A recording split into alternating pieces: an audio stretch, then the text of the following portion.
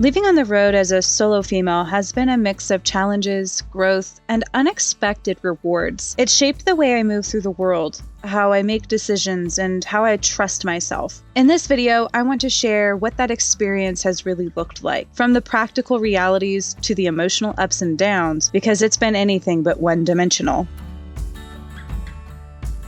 Okay, my car is a train wreck right now. I am fully aware, and I will eventually fix it, but you know, transporting kayaks, dogs, and all of the things that I can't keep in my casita, it gets out of control real quick. So one of these days, maybe this video, I don't know, we're gonna completely redo the whole 4Runner because, yeah. But first, let's go on a hike, get some of this energy out, and have a good day. Okay, so we are on a Forest Service road that is full of free camping potentials. So we're gonna not only drive this road to scout for potential camping options, but also to take a shortcut to this hike that's off of a lake that is under full construction. Like, you have to do like a massive detour through Rapid City, but it looks like on the map that this road goes all the way through and drops you off right at the trailhead area. So we're gonna take a look at that and see what we can find. But first, coffee and exploration. Ooh, right off the bat, a free campsite. 2 of them. Right off the bat.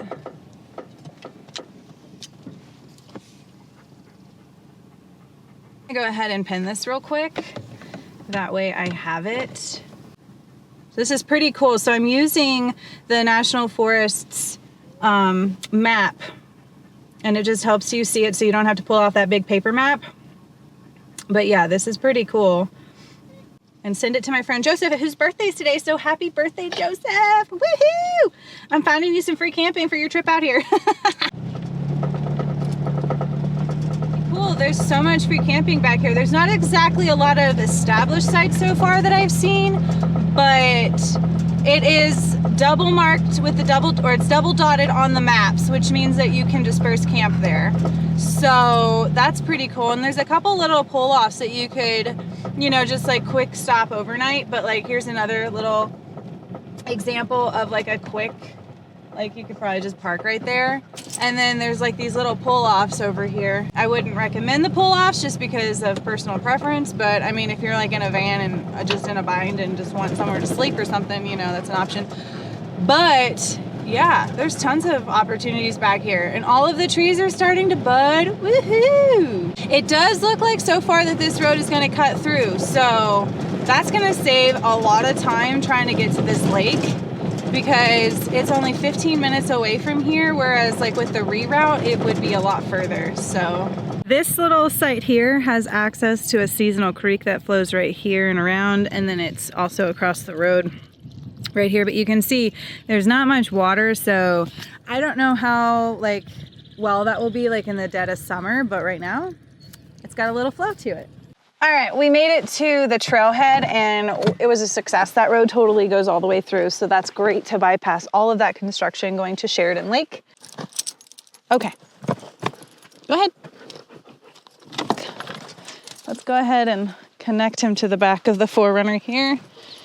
That way I can get myself situated, because I have quite an assortment of things to bring today. All right, this place is pretty nice. There's the lake. I will get out on that and kayak today. It actually feels like it might have been actually a decent day, but it's a pretty chilly day. So there's a bit of a chill. And I'm gonna be honest, I don't wanna get wet when it's cold like this and breezy, because it's just kind of miserable. But I need to get myself situated here because I have a lot of camera gear that I'm bringing, because I'm gonna try to get a pretty cool video done today. Locked up the 4Runner, got all my gear.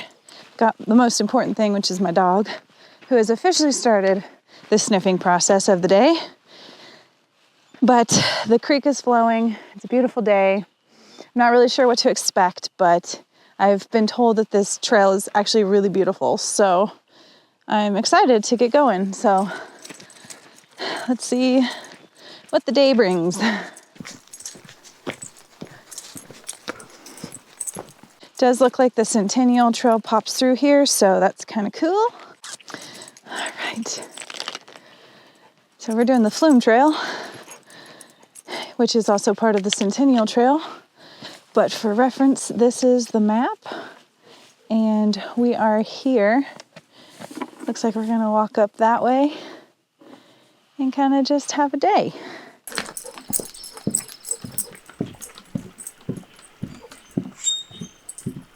We're walking towards the lake right now, and you can see Chalupa in the distance. Hi, Chalupa. So far, it's a very pretty trail. Lots of trees that they've collected down, but I'm not used to carrying my extra camera gear, so it's, uh-oh.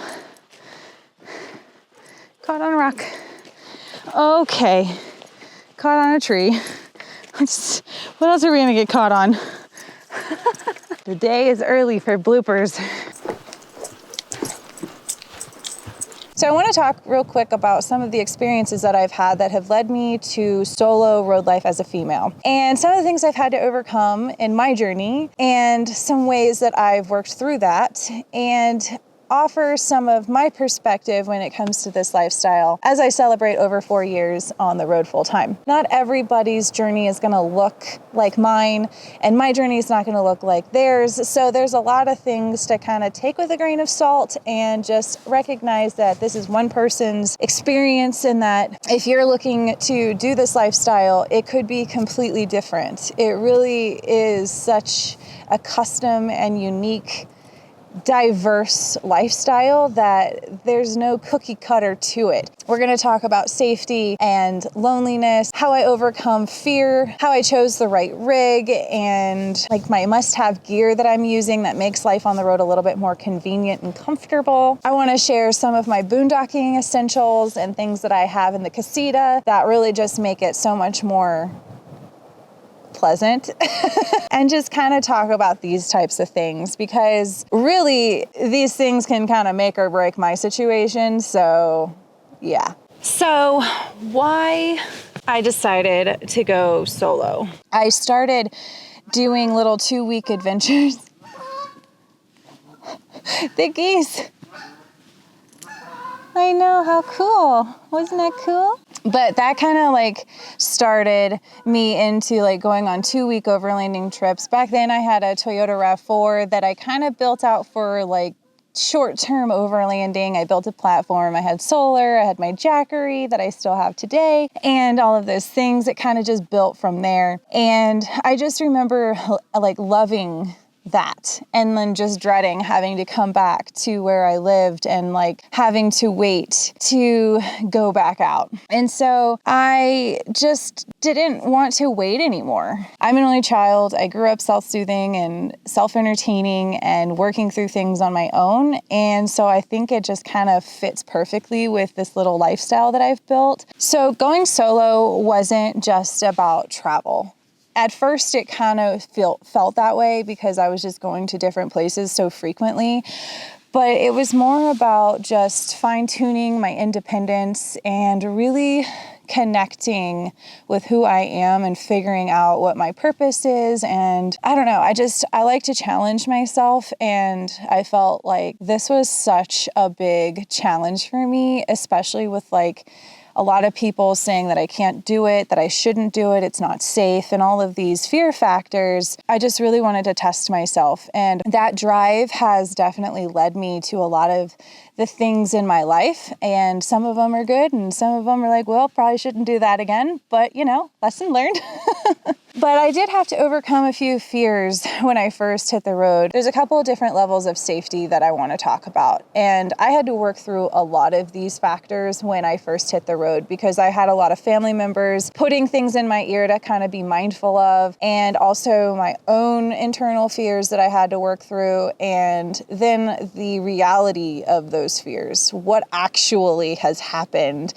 And it's a balancing act between healthy and unhealthy fear and reaction. So I've definitely had to adjust based on circumstance because it's not cookie cutter. The most scariest encounter that I've personally had on the road actually happened before I became a full-timer. I took a 2-week road trip with my dog Agron, and we went up into Washington, and I had one of the most scariest encounters with another human, and that really prepared me for this lifestyle, I would say, because it helped me kind of gauge, like, what did I do that I could have done differently? What could I have had on my persons that I didn't have? How could I have prepared to prevent the encounter? Like, there are things that helped me kind of learn from that experience that shaped how I road life now. But that one was definitely a pivoting point in my chemistry makeup. It really altered my way of thinking because I was in danger at that moment. And thankfully I had Agron with me, who was in his absolute prime. He was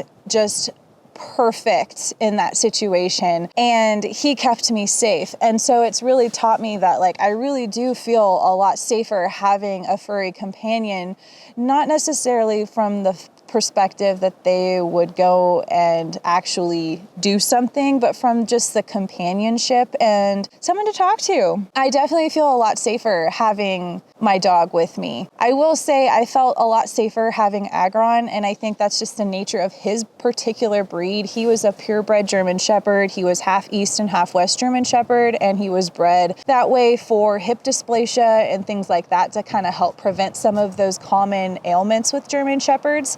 Unfortunately, bladder cancer took him out, so that was devastating, and he's no longer with us, but he was the definition in my book of my protector on the road. He kept me safe in that situation in Washington. He's kept me safe in other situations in Colorado, and they definitely got into a pack mentality together, and now it's just Pike and I, and he sees something. Oh, there's some people fishing. Come here, honey. There's some people fishing. It's okay. See, you're being such a good boy. You're keeping me safe and alert. You're doing exactly what you're supposed to. But I need you to come sit down, honey. The fisherman behind me just caught a fish, so there's a lot of commotion, and Pike is being such a good dog. He's my guard dog for sure. But I think the biggest thing that I've learned with safety on the road is that it's not about being fearless. It's about managing healthy and unhealthy fear and reacting based on what feels appropriate given the circumstance. So if there's any times where I don't feel safe, I will pack up my camp and I will get out of there because I don't want to take the risk. And to me, that is what helps me stay safer on the road. And honestly, I haven't had a whole lot of negative encounters on the road when it comes to other humans. There's just been really two kind of freaky situations that I've worked through, and both times I had the opportunity to leave and get out of that situation, and it was 100% the right thing to do. Now, when it comes to animals, that's a little bit different. I've had a few animal encounters on the road that have not been very fun. I was in Colorado living in the 4Runner in the rooftop tent, and I had Agron and Pike, and a pack of coyotes came and circled my camp, and it was just pure chaos. I wasn't fearful in the fact that, like, I thought they would get up into the rooftop tent. It was more fearful from a middle of the night, wake you up kind of into pure chaos, like what is happening, and making sure that my dogs didn't like jump out of the tent and get hurt. I've had a few grizzly encounters where a mom and her 2 cubs came into my tent when I was in Montana. What I have learned is that like wild animals just really don't want anything to do with humans or dogs, so they typically steer clear. I've had a lot of rodent encounters or like mice or, I had a squirrel run into my camp the other day, or like inside of my camper the other day, like those kind of things. But yeah, one of the fears that I had to overcome when deciding if this lifestyle was right for me or if it was something that I wanted to pursue. What if something breaks? I'm not mechanically handy. Like I can't go and fix something on my engine, or for example, if a leaf spring breaks, like I'm not talented or educated enough to fix those things on my own. And that was a real big fear, but I just decided to roll with it. And if it happened, spoiler alert, it did 3 weeks in. I was stranded. I just kind of decided to handle that as it came. And yeah, 3 weeks in, I broke a leaf spring on my truck and I was stranded in Idaho, and I had 3 dogs and no truck. And it was when we had a chip shortage, so I couldn't find a new truck, and I ended up having to get into a situation that I really did not want to get in. And ultimately that shaped how this whole journey has gone these last 4 years. So I definitely have learned from all of these experiences, but what I think I've learned the most is that these things are going to happen, and I can't really control all of the circumstances. I can kind of prepare for, but they're going to happen. It's just a matter of time. I don't really struggle with loneliness because I just don't have a personality that is very social butterfly-ish. I'm very much introverted. I have my moments where I'm extroverted, but I really appreciate and value my me time. And spending quality time with my dog and my previous dogs was definitely a priority for me, and honestly how I reset a lot when it came to overcoming some of those lonely moments. I will say that loneliness has become more of a factor now that I've lost 2 of my dogs to cancer, and it's just Pike and I. And I'm really finding myself going down an inevitable rabbit hole of when it's his time to go and what I'm going to do, because it's going to be a completely life-altering moment, and I'm not prepared for that. I don't think any of us really are. And I really am trying to not go down that hole, because there's a fine line of healthy and unhealthy, anxiety. And I just know that since Jethro and Agron have passed, loneliness has definitely been something that I've kind of noticed more, and working through that has definitely been something that I'm trying to grow in my understanding and perspective and realization that it's kind of something I can't control. It's not a matter of if they're going to go, it's a matter of when, and just trying to prepare myself in a healthy way. And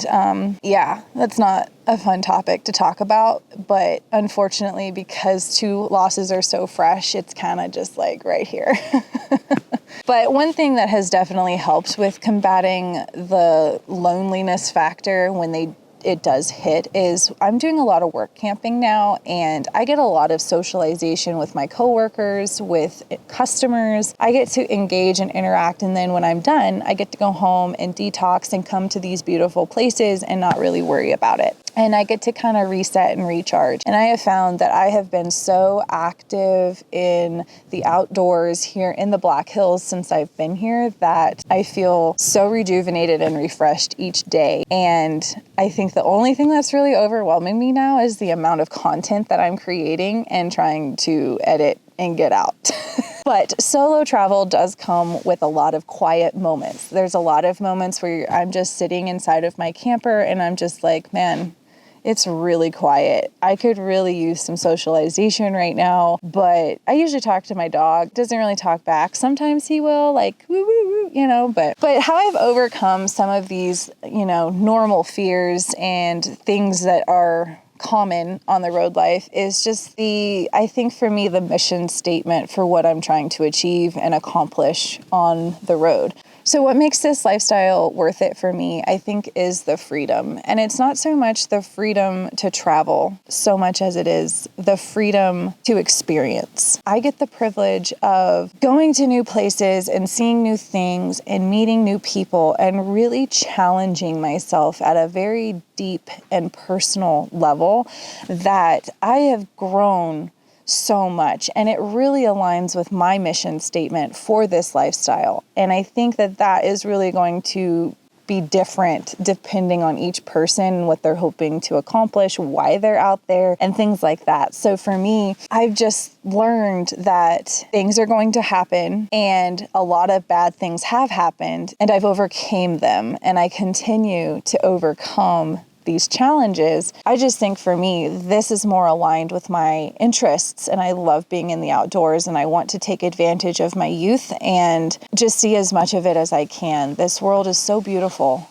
and we have so much to offer here in the United States, and it's just such a privilege.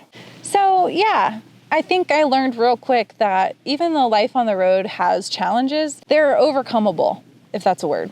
You can overcome them. And I learned that I could overcome them. And I am so not handy. So like if anybody can overcome them, like if it's me, like you can too. Yeah. This boy is getting restless. I've been sitting here for a while talking and talking. I hope that I'm conveying what I'm trying to convey here. And I still have so much more I want to talk about, but I think we need to get moving because it is a beautiful day and we should take advantage of it. So I think sitting here also, I'm worried I'm gonna have ticks all over me. So let's go dust it off.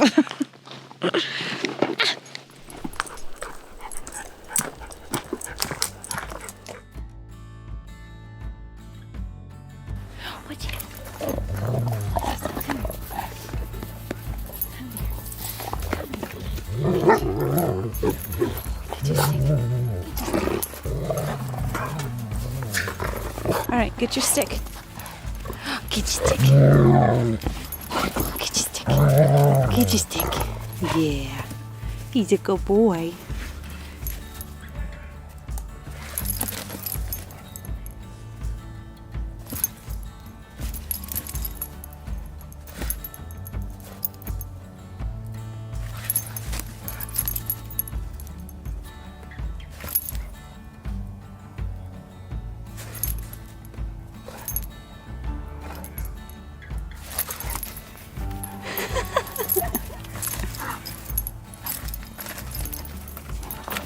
Oh, come here.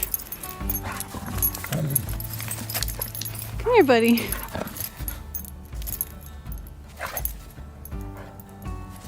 Y'all are so funny right now. Where are you going?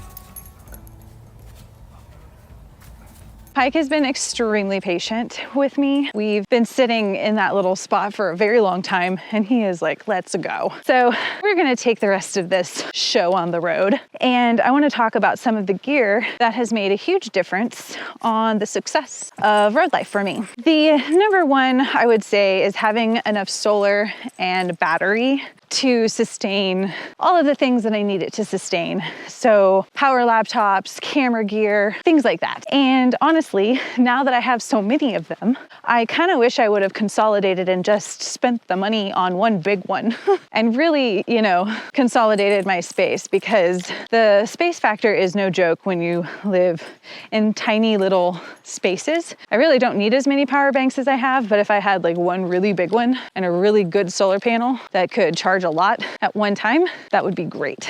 I think another thing is having a really comfortable camp chair. I know that sounds really simple, but it's one of those things that like really makes a difference. Having a comfortable bed is probably up there on the list of most important haves that I have. And I have a 10-inch memory foam mattress. It's a little on the firmer side and it's actually really comfortable, but makes a huge difference. Honestly, I'm pretty simple.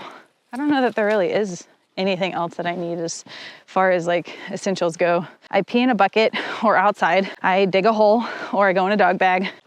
So I don't really need a whole lot. I'm not one of those people that needs to have access to a bunch of amenities. I don't even utilize the tanks in my camper that I have because I just don't want to deal with the tanks. I'm just not one of those people that really needs a whole lot. The last time I took a hot shower inside of a house was like in March.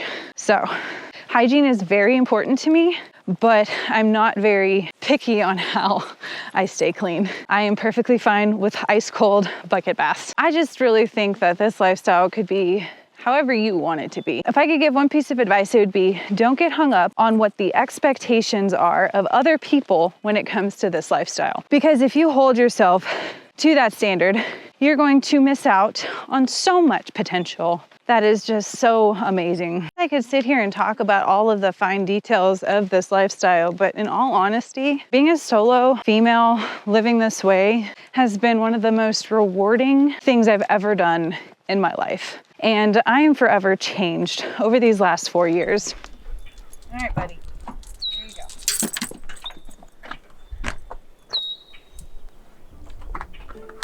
Okay. We're on, oh, hey, come back here now. Hi, roller coaster. Okay, here we go. Great. Where's the lens cap? I gotta go back. I gotta run back and get my lens cap somewhere. So I can't do that with all this camera gear. Back in business. Me dropping this actually ended up working out because Pike has been so restless and he's been so well behaved.